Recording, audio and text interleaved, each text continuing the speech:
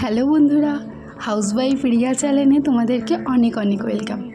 এই রকম প্লাস্টিক আশা করি প্রত্যেকের ঘরেই কম বেশি আছে। তো এই প্লাস্টিক দিয়েই আজকে তোমাদের একটা খুব সুন্দর আর খুবই সহজ পদ্ধতিতে একটা বক্স বানানোর শেয়ার করব। দেখো, প্লাস্টিকটা প্রথমে আমি যেভাবে ভাঁজ করলাম ওরমভাবে ভাঁজ করে নেবে। তারপরে প্লাস্টিকটা উল্টো দিক করে যেমন ভাঁজ হয়েছিল ওরকম একটা একটা করে ফোল্ড হবে। একেবারে কিন্তু দুটো ফোল্ড দিয়ে দিলে হবে না। প্রথমে একটা ফোল্ড হবে, তারপর আর একবার ফোল্ড হবে। ফোল্ডটা করার পর প্লাস্টিকটা ঠিক মাঝখান দিয়ে ওপেন করে এই মুখটাকে ঠিক এইরকম শেপে করে নিতে হবে। আমি যেভাবে করছি পুরো কিন্তু এইরকমই করতে হবে। এর যে এই দুই সাইড দুটোকে দেখো, এইটা পেছন দিক আর এটা সামনে দিক, এই সাইড দুটোকে হালকা করে ভাঁজ করে ভেতর দিকে ঢুকিয়ে নিতে হবে। এটা যদি না ঢোকাও তাহলে কিন্তু বক্সটা হবে না। এটা ভালোভাবে ফিল আপ হয়ে গেলে তারপরে এই দুই দিকে চেপে তারপর ভালো করে দেখো এটাকে বক্সের আকার করে নিতে হবে। কিন্তু এটা কিন্তু এখনও অনেক নড়বড়া রয়েছে, যেহেতু এটা প্লাস্টিক, ওটাতে কিছুই রাখা যাবে না। সেই জন্য এরকম সাইজ করে কেটে নেবে। কিছু পিচবোর্ড অথবা শক্ত কোনো কাগজ হলেই হবে। নরম পাতলা খাতার কাগজ দিলে কিন্তু হবে না, একটু যেন মোটা হয় কাগজটা।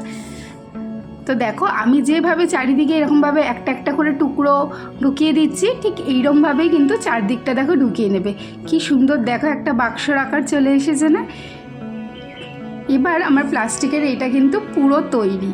দেখো কত সুন্দর আর মজবুত হয়েছে জিনিসটা। একটুখানিও কিন্তু নরমও না নড়বড়াও না। এর মধ্যে কিছু রাখলে দেয়ালেও যদি হ্যাঙ্গিং করে রাখতে চাও রাখতে পারবে। এইতে বাচ্চাদের কিছু টুকটাক দু চারটে জামা কাপড়ও রাখতে পারবে, অথবা ওষুধপত্র যার যেমন যা দরকার সেই জিনিস সবই রাখা যাবে। তাহলে বলো, এই প্লাস্টিক দিয়ে তৈরি হলো না কি সুন্দর জিনিসটা? তো আমি ভাবলাম প্লাস্টিক দিয়ে তৈরি করেছি তো কী আছে, একটু এর মধ্যে কারুকার্য করা যাক। আমি কিন্তু সেই রকম কিছুই পারি না, জানো তো। তবুও মনে হলো নিজের মন মতো যেটুকু করার চেষ্টা করলাম। প্রথমে না ছেলেরই খাতার একটা কাগজ নিয়ে কাগজগুলোকে ওর সাইজ করে করে কেটে নিলাম। কেটে আঠা দিয়ে দেখো চারপাশ এরকম সাদাভাবে আটকে দিচ্ছি, কারণ প্লাস্টিক তো দেখতে না একটা প্রথমে ভালো লাগছিল না, ওই জন্য এইরকম আটকে নিচ্ছি। তারপরে আমি নিজে হাতে ফুল আঁকছি।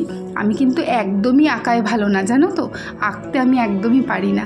তবুও যেইটুকু পেরেছি, তোমরা কমেন্টসে বলো যে কেমন হয়েছিল। জানি হাসি পাচ্ছে যে এত বড় হয়েও একটু ভালো আঁকতে পারি না।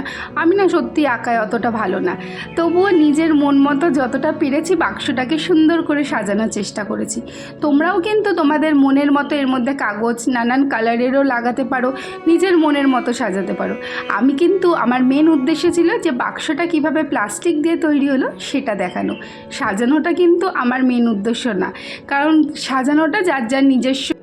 তো বন্ধুরা, ঘরের সাধারণ একটা প্লাস্টিক দিয়ে যে এত সুন্দর একটা জিনিস তৈরি করা যায়, কেমন লাগলো তোমাদের ভিডিওটা বলো।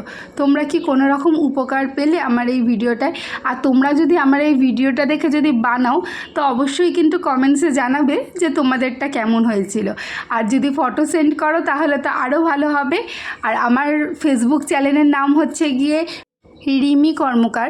তোমরা চাইলে ওখানে মেসেজও করতে পারো, আমি কিন্তু তোমাদের সব মেসেজেরই রিপ্লাই করব। যাই হোক, বক্সটা কেমন লাগলো অবশ্যই কিন্তু পারলে কমেন্টসে জানিও। টাটা।